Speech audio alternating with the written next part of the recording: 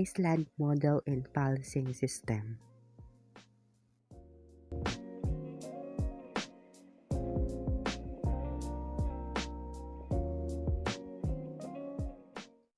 Table of contents. Number 1, overview of Iceland. Number 2, history. Number 3, organizational structure. Number 4, recruitment and selections. Number 5, other details. Number 6, best practices. Welcome to Iceland. Overview of Iceland. Short details about Iceland. The land area has 103,000 kilometers square. The population is 375,318 as of 2023. The capital is Reykjavik. Official language is Icelandic. The currency is Icelandic krona. The religion is Christianity. The government is unitary state and parliamentary republic. The climate is mild winters and cool summers. The national symbols is Iceland's coat of arms is a silver cross in a sky blue field, with a bright red cross inside the silver cross. The arms of the cross shall extend to the rim of the shield on all four sides. These are the example pictures, short details about Iceland.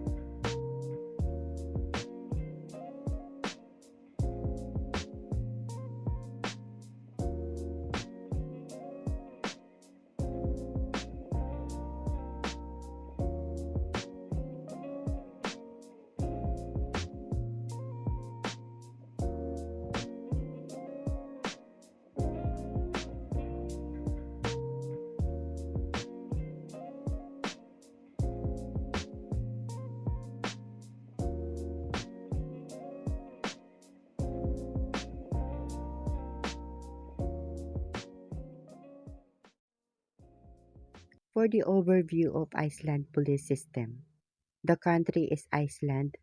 The police agency is Icelandic Police. The department is Ministry of the Interior. The highest rank is National Police Commissioner. The lowest rank is Police Cadet. Type of law enforcement is centralized. The estimated strength is 800 as of 2023. The motto, with laws shall lands be built.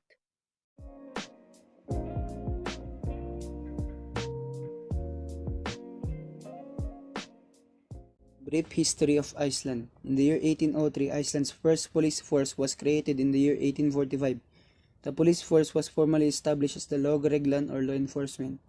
The Reykjavik Police Department was founded in the year 1908. A National Police Commissioner was established in 1950. The Icelandic Coast Guard was established in 1994. The National Commissioner of Icelandic Police was formed in year 2006. In the year 2013, the Icelandic Police Force is reorganized into two separate entities, the National Commissioner of the Icelandic Police and the Icelandic Coast Guard. It was founded in 1778 and responsible for maintaining law and order in Iceland, and operates under the Ministry of Justice and Human Rights. This is the office of the National Commissioner of Police at Skolagata 21, Reykjavik.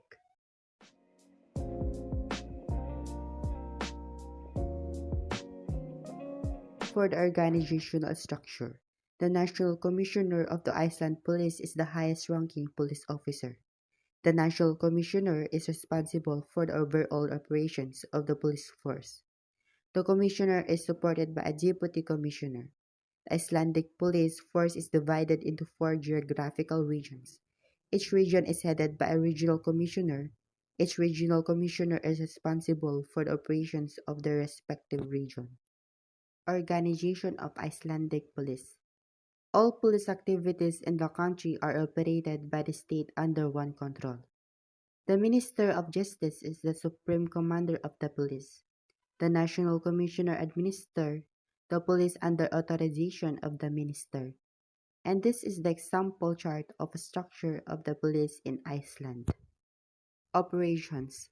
The Iceland Police Force is responsible for law enforcement, crime prevention, and investigation. The Iceland Police Force also provides support to victims of crime. The Iceland Police Force works with other law enforcement agencies, such as the Coast Guard, Customs, and the Prison Service. The Iceland Police Force also work with the local community organizations to promote public safety.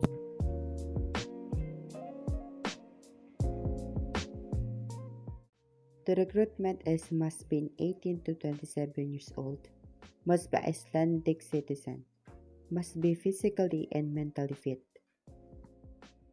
In selection, preliminary application, form and resume, invitation letter, entrance, physical abilities test and screening interview. In deployment, Icelandic Coast Guard, Iceland Air Defense System, Icelandic Crisis Response and Unit. These are average salaries for a police officer in Iceland and include benefits such as housing and transport. It is also possible for a police officer to earn more or less than the average salaries. Police officer salaries will vary a lot based on experience, location, skills, and gender. Ranks. First, the National Commissioner, Deputy National Commissioner, Police Commissioner, and the Director of the Police College. Deputy Commissioner, Chief Superintendent or Detective Chief Superintendent. Superintendent or Detective Superintendent. Chief Inspector or Detective Chief's Inspector. Inspector or Detective Inspector. Sergeant Police Officer or Constable Trainees, temporarily employed policemen and reservists. And these are the ranks and insignia. These are the Icelandic police and their uniforms. And this is the firearms and equipments. Police cars and motorcycle of Iceland.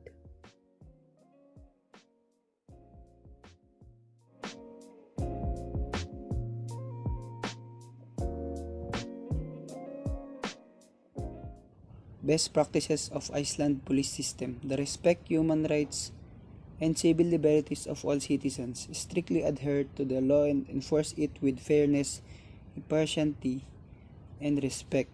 Use the least amount of force necessary to maintain public order, protect the public, and protect the safety of officers. Act with integrity and accountability in all operations. Develop and maintain professional relationship with the community and other law enforcement organizations. Ensure accountability for the actions of all personnel. Utilize effective and efficient training and education programs to ensure a high level or professional excellence. Conduct impartial investigation and make sure all evidence is collected and preserved as required. Ensure that all police personnel understand and abide by the standards of conduct and ethical behavior. Promote proactive policing strategies, evidence-based policing. Ensure that all police personnel have the necessary resources, equipment, and support to carry out their duties.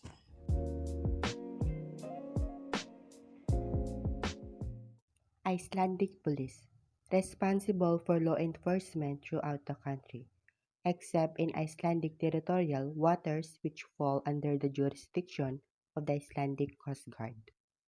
National Bureau of Investigation.